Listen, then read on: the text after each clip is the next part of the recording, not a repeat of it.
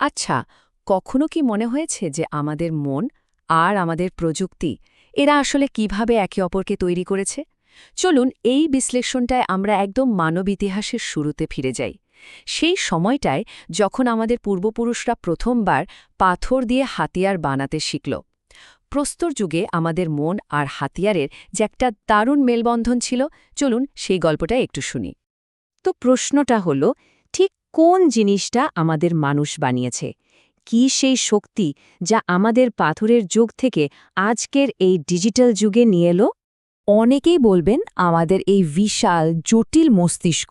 আর হ্যাঁ, অবশ্যই আমাদের মস্তিষ্ক অবিশ্বাস্য রকম শক্তিশালী, কিন্তু এটাই কি পুরো গল্প?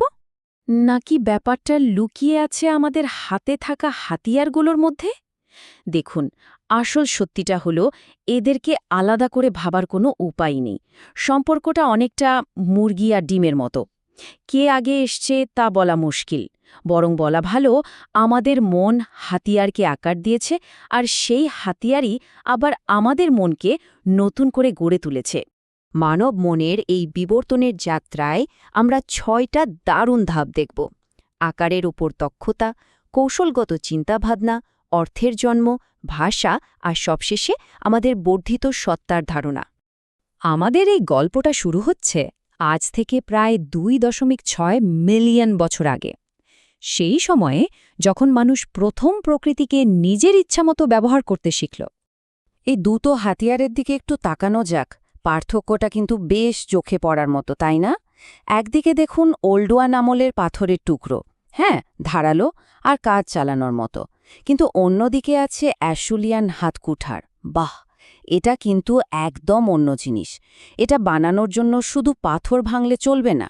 এর নির্মাতার মনে আগে থেকেই একটা নিখুঁত প্রতিসম ডিজাইন বা ব্লুপ্রিন্ট থাকতে হতো। ভাবা যায়, হোমো হ্যাবিলিস থেকে হোমো এরেক্টাস পর্যন্ত এই যে পরিবর্তন, এটা আসলে চিন্তার জগতে একটা বিরাট বড় একটা লাফ ছিল। বেশ, এবার চলুন পরের ধাপে যাই। হাতিয়ার কিন্তু শুধু পাথরকেই আকার দেয়নি, এটা আমাদের টিকে থাকার কৌশলও আমূল বদলে দিয়েছে, যা আবার আমাদের মস্তিষ্ককে নতুন করে গড়ে তুলেছে। প্রায় ১.৮ মিলিয়ন বছর আগে আমাদের পূর্বপুরুষরা একটা দারুণ কাজ করতে শুরু করে। বড় পশু শিকার করার জন্য তারা দলবদ্ধ হতে শুরু করে। আর এই শিকার কিন্তু কোনো সাধারণ কাজ ছিল না। এটা ছিল একটা জটিল মানসিক প্রক্রিয়া। প্রথমে পরিবেশটাকে ভালো করে দেখা, তারপর শিকারটা এরপর কি করতে পারে সেটা আন্দাজ করা, এরপর দলের বাকিদের সাথে পরিকল্পনাটা ঠিকঠাক করে নেওয়া এবং একদম সঠিক সময়ে একসাথে আক্রমণ করা। এর জন্য অন্যের মন বোঝার ক্ষমতাটা থাকা খুব জরুরি ছিল। মানে, আমার সাথে জন কি ভাবছে বা কি করতে চলেছে সেটা অনুমান করতে পারা। আর এর ফল ছিল এক কথায় যুগান্তকারী। শিকারের এই উন্নত কৌশলের ফলে খাদ্যে প্রচুর পরিমাণে প্রোটিন আর ফ্যাট চলে আসে। আর এই বাড়তি ক্যালোরি আমাদের মস্তিষ্ককে আরও বড় আর জটিল হওয়ার জন্য প্রয়োজনীয় শক্তি জুগিয়েছে। মানে, ব্যাপারটা একটা অসাধারণ চক্রের মতো। উন্নত হাতিয়ারের ফলে উন্নত শিকার, আর উন্নত শিকারের ফলে উন্নত মস্তিষ্ক। লক্ষ লক্ষ বছর ধরে প্রযুক্তি ছিল শুধুই বেঁচে থাকার একটা উপায়। কিন্তু এরপর এমন একটা পরিবর্তন এলো যা সবকিছু বদলে দিল। প্রযুক্তি আর শুধু শরীরকে শক্তিশালী করার জন্য রইল না, এটা হয়ে উঠল মনকে প্রকাশ করার একটা মাধ্যম। প্রায় ৪০,০০০ বছরেরও বেশি আগে ইন্দোনেশিয়ার সুলাভেসি থেকে শুরু করে ফ্রান্সের লাস্কো গুহা পর্যন্ত আমাদের পূর্বপুরুষরা গুহার দেয়ালে ছবি আঁকা শুরু করে। আর এগুলো শুধু আঁকিবুকি ছিল না, এগুলো ছিল ভীষণ শক্তিশালী এক সাংকেতিক প্রকাশ। আর এটাকে যদি সাধারণ ছবি আঁকা ভাবা হয় তাহলে কিন্তু বিরাট ভুল হবে। এটা ছিল সে যুগের ইঞ্জিনিয়ারিং।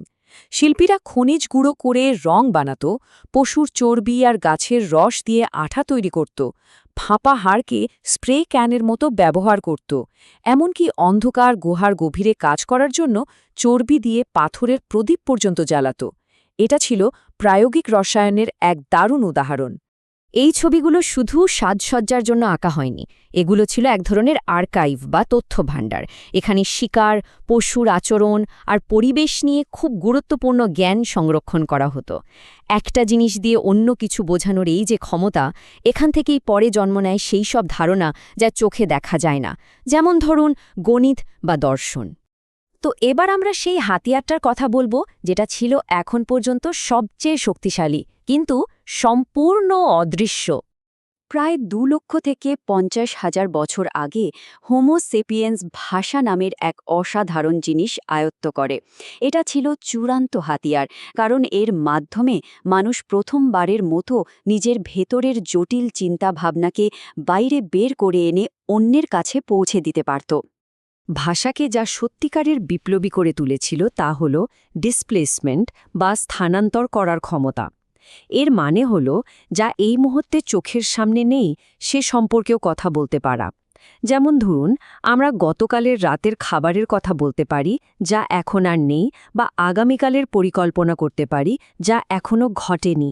এই ক্ষমতাটাই কিন্তু সবকিছু বদলে দিয়েছিল। ভাষাই মানুষকে শুধু হাতিয়ার ব্যবহারকারী একটা প্রজাতি থেকে সংস্কৃতি নির্মাণকারী প্রজাতিতে রূপান্তরিত করেছে। এর ফলে জ্ঞান আর কোনো একজন ব্যক্তির মধ্যে আটকে রইল না, বরং তা সহজে সবার মধ্যে ছড়িয়ে দেওয়া, তাকে উন্নত করা এবং প্রজন্ম থেকে প্রজন্মান্তরে হস্তান্তর করা সম্ভব হল। তাহলে এই পুরো আলোচনা থেকে সব মিলিয়ে কী দাঁড়ালো? আমাদের শরীর আর প্রযুক্তির মধ্যে সম্পর্কটা আসলে কী রকম? একটা হাত কুঠারকে শুধু একটা পাথর ভাবলে চলবে না, ওটা ছিল আসলে হাতেরই একটা বর্ধিত রূপ।